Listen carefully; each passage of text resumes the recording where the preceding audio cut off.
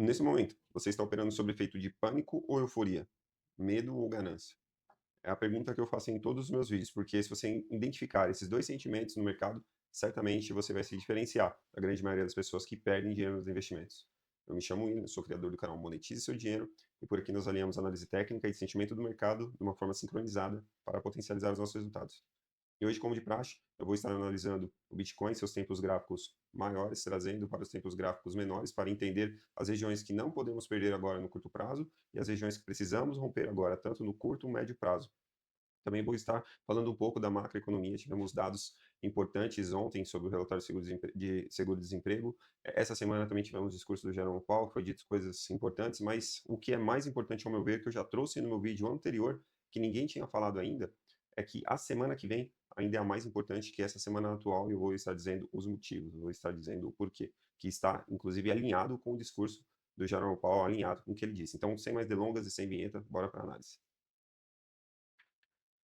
Então, de modo geral, o Bitcoin, ele ainda segue em um padrão claro de alta. Se nós analisarmos, o Bitcoin no tempo gráfico de 3 meses, quando nós falamos, ele ainda segue um padrão de alta, nada mudou. Eu tenho trazido já isso há alguns dias, ele retraiu umas retrações importantes, Fibonacci 0,382, e encontrou forças nessas regiões. Fato é, sim, que estamos perdendo o último fundo do último trimestral, né, que era na casa ali dos 107, 106 mil dólares, e esse fundo foi no último trimestre. Seria interessante conseguíssemos fechar acima dessas regiões, embora ainda falta, no caso, 18 dias, né, para encerrar esse trimestre, que vai encerrar agora em dezembro. Realmente estamos um pouco longe desse objetivo, mas de qualquer forma, o padrão gráfico do 3 meses segue em alta, o tempo gráfico do mensal também segue em alta, e para de fato perder esse padrão de alta, no mínimo que precisaríamos era de um pivô de baixa, né? No caso, abaixo dessas regiões que estamos agora, o Bitcoin ele teve um fechamento ruim sim no mensal, ele fechou abaixo da retração de Fibonacci, como nós já trouxemos aqui, mas para de fato ele configurar sim um bear market, configurar um padrão de baixa no mensal, ele precisa de ter um topo descendente em relação a esse, que foi na casa dos 128 mil dólares, que seria algo semelhante a isso, né, um topo descendente, para ter novas quedas e rompendo essas regiões dos 80 mil dólares. Isso sim nos daria um tempo gráfico mensal numa tendência de baixa, e aí configuraria de vez o bear market. Enquanto isso, nós seguimos ainda nesses dois padrões, tanto no mensal quanto no semanal, ou quanto no mensal quanto no trimestral, ainda estamos em tendência de alta. Agora, o que me chama a atenção aqui num tempo gráfico um pouco menor, mas extremamente relevante, é o diário.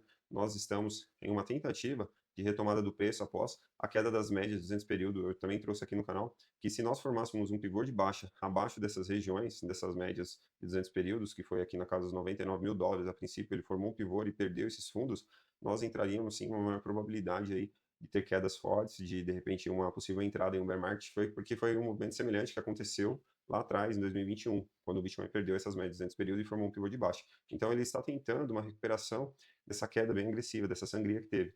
Até o momento, nós estamos em uma região, em tese, que não configura uma bandeira de baixa, porque estamos conseguindo romper essa região de 91 mil dólares, que é a 0,382, mas também não estamos tendo força para a formação de um pivô de alta acima dessas regiões dos 97 mil dólares, que seria a região de 0,618 de Fibonacci. Então, ao meu ver, nós estamos em uma região que é conhecida como para mim, não é uma no trade zone, onde eu não quero estar operando, eu já estou exposto e eu não vejo uma movimentação, uma entrada nesse momento. Ou eu aguardo para ver quedas mais fortes no preço, um pânico mais generalizado, quem sabe o semanal em níveis extremos, entrando em sobrevenda, né? Ou eu aguardaria um pivô de alta acima dessas regiões para eu voltar a comprar. Um pivô de alta acima dos 97 mil dólares me traria a confirmação que ele está estancando essa queda desde do início aqui de novembro, né, que foi posterior aqui o Twitter do Trump da guerra comercial, depois ainda tentou retomar em 11 de novembro e perdeu de vez as médias aqui de 200 períodos no diário. Então,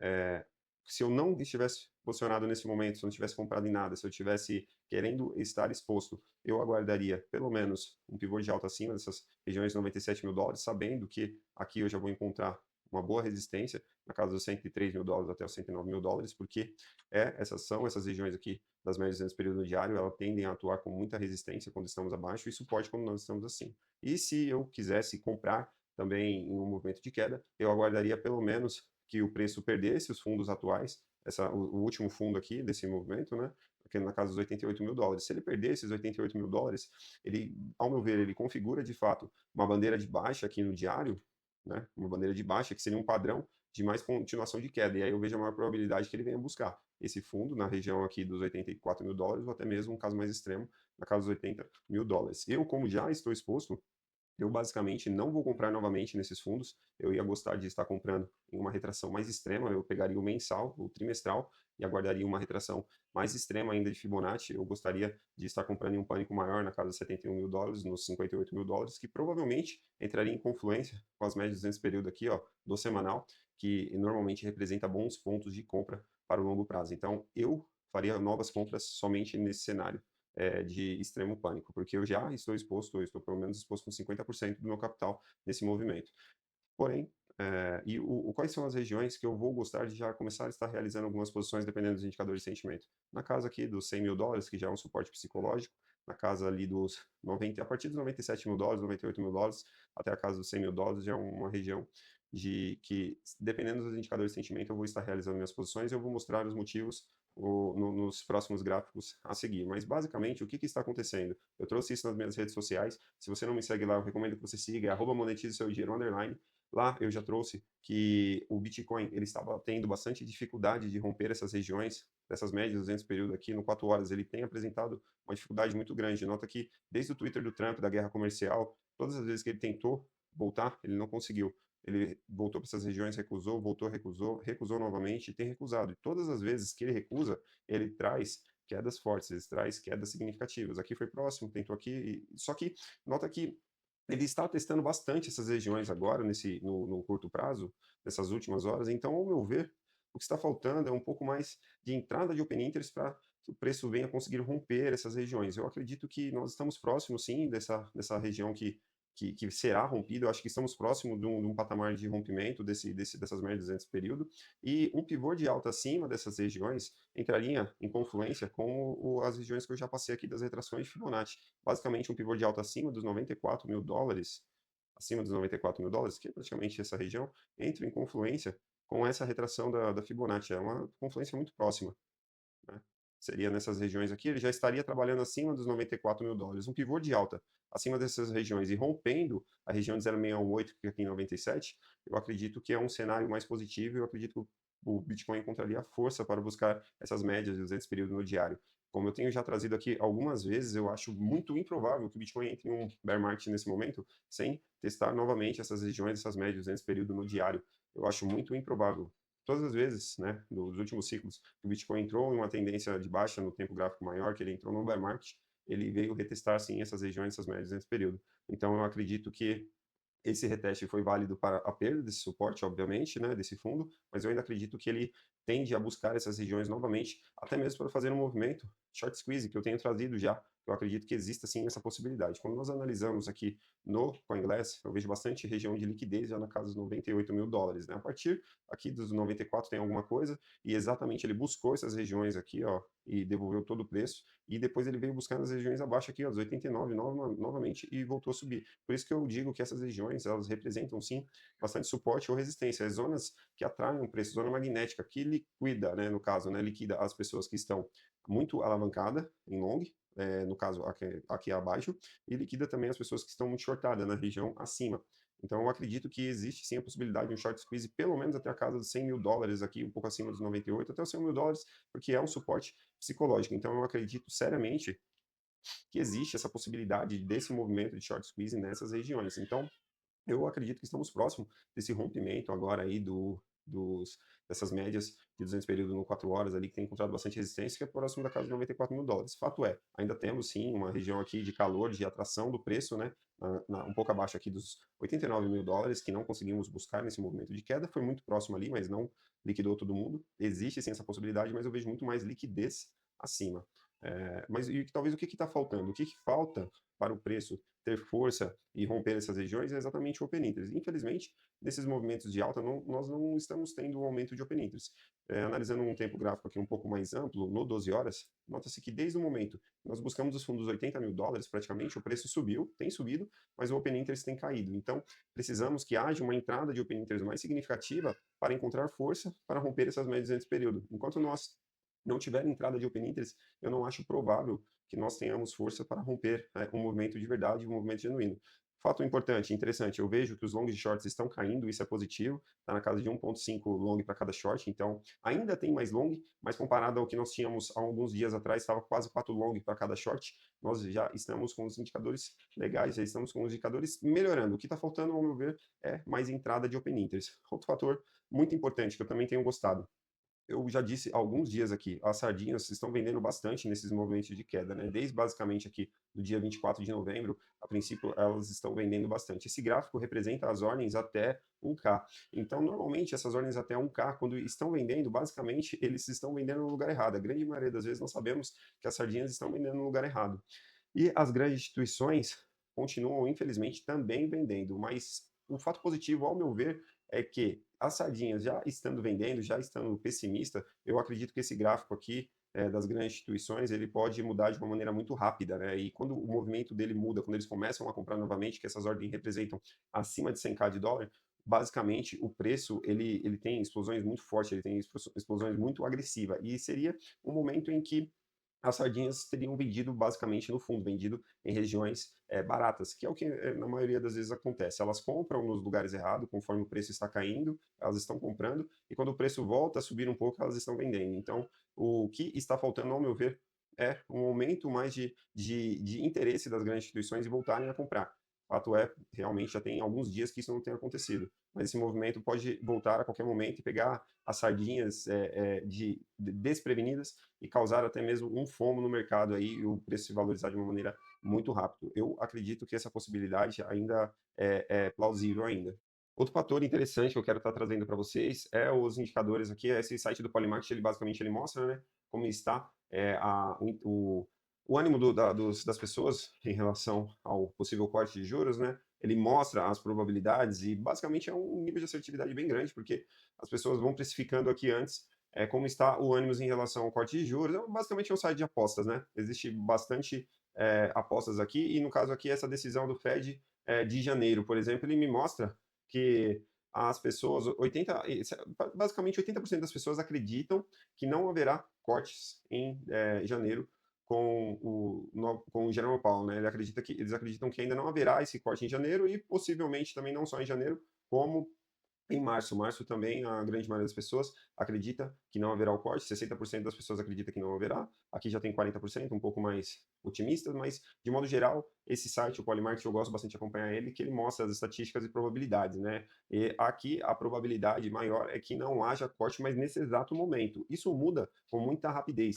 Eu lembro que o preço, a grande maioria das pessoas estavam precificando que não haveria corte em janeiro, e após dados do mercado de trabalho, que aconteceu por volta do dia 20, 21 de novembro, esse gráfico mudou completamente, mudou praticamente para o oposto. Então, as pessoas que estavam muito pessimistas passaram a ficar otimistas, e foi exatamente isso que fez o preço, que ajudou o Bitcoin a ter uma valorização, acabar conseguindo retomar um pouco o preço depois de quedas fortes até casa dos 80 mil dólares. Eu acredito que isso ainda é possível que aconteça, eu ainda acho melhor ver assim as pessoas mais negativas, por exemplo, 80% das pessoas estão dizendo que não haverá corte, e isso já está precificado, o Bitcoin já está na casa dos 92 mil dólares, atualmente, brigando ali entre os 92, 87, 85, que seja, mesmo com as pessoas especificando que não haverá corte. Então, isso, ao meu ver, é positivo. O que seria ruim é se muita gente tivesse positiva e ainda assim o preço do Bitcoin estivesse caindo, porque se caso, de fato, não houvesse o corte de juros, as pessoas passassem a ficar mais negativas, o preço ia cair ainda mais. Então, não é o que está acontecendo. As pessoas estão negativas, a grande maioria das pessoas acreditam que não haverá corte, e ainda assim, o Bitcoin,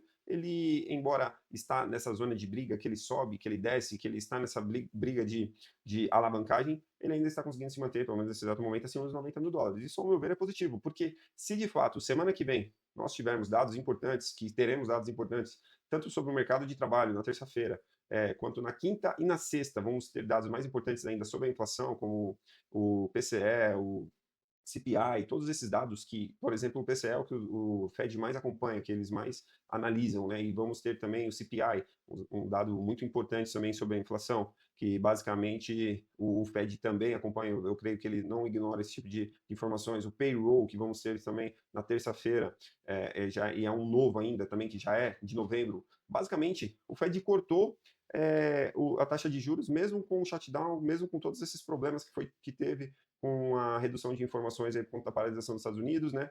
E ainda assim, o Fed ainda cortou a taxa de juros. E o presidente Jerome Powell, nesse discurso que ele fez agora, ele deixou muito claro, a princípio, no início do discurso, ele deixou a entender que não tinha intenção mais de continuar cortando juros. E isso o mercado já sentiu na hora, né? Se você assistir essa transmissão dele, se você analisar o Bitcoin, não só o Bitcoin como os outros ativos, eles caíram bastante quando o Jerome Powell começou a falar que não tinha essa intenção, foi uma das primeiras perguntas dos repórteres. Porém, no decorrer da entrevista, ele deixou claro, ele passou a bola, ele deixou muito claro que dependeria do quê? Dos próximos dados, que nós teríamos ainda dados muito importantes, tanto na semana que vem quanto no ano que vem. Então vamos ter ainda dados importantes, e ele deixou claro que o corte de juros vai depender dos dados que houver do mercado de trabalho, que tiver os dados da inflação. Ontem mesmo nós já tivemos dados do mercado de trabalho que aumentou o índice de seguro-desempregos. Então, logo quer dizer que o mercado de trabalho ainda está muito frio, precisa sim de uma certa injeção de ânimo. E isso viria com corte de juros, então isso é positivo. Então, semana que vem vamos ter mais dados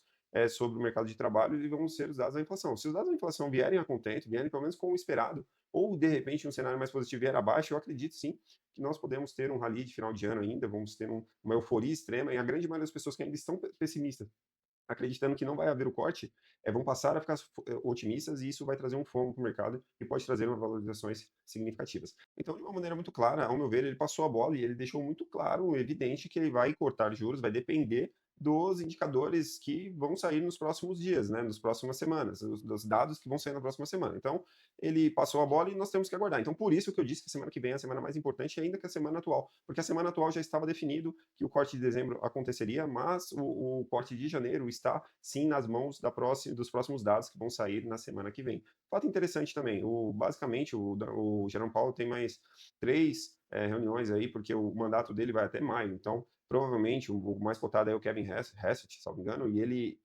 está mais alinhado com os pensamentos do Trump, imagino eu, para ter mais corte de juros. Então eu acredito que o Jerome Powell também já não tem tanto poder agora, assim, porque ele realmente já está de mãos atadas, o mandato dele já está terminando, inclusive o Donald Trump falou que ia anunciar ainda esse ano, né, fontes fortes aí informaram que até dia 25 de dezembro ele ia anunciar o próximo presidente do Fed.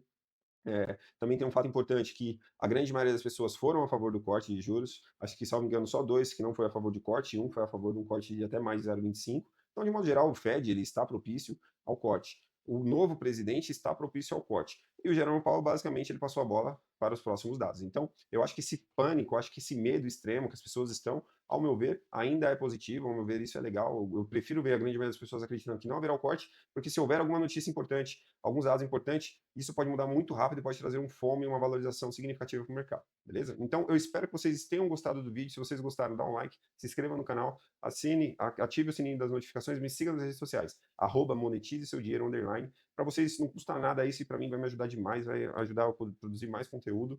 Eu não consegui gravar esses últimos dias porque não tinha energia aqui onde eu estou morando, teve uma queda geral aí após esse tufão que passou por São Paulo, um ventos aí mais de 100 km por hora, então eu estou gravando hoje, estou tentando fazer o mais rápido possível, porque realmente está complicado aqui, a internet está péssima, mas enfim, o que eu tinha para trazer para vocês é isso. Eu espero que vocês tenham curtido e a gente se vê numa próxima análise.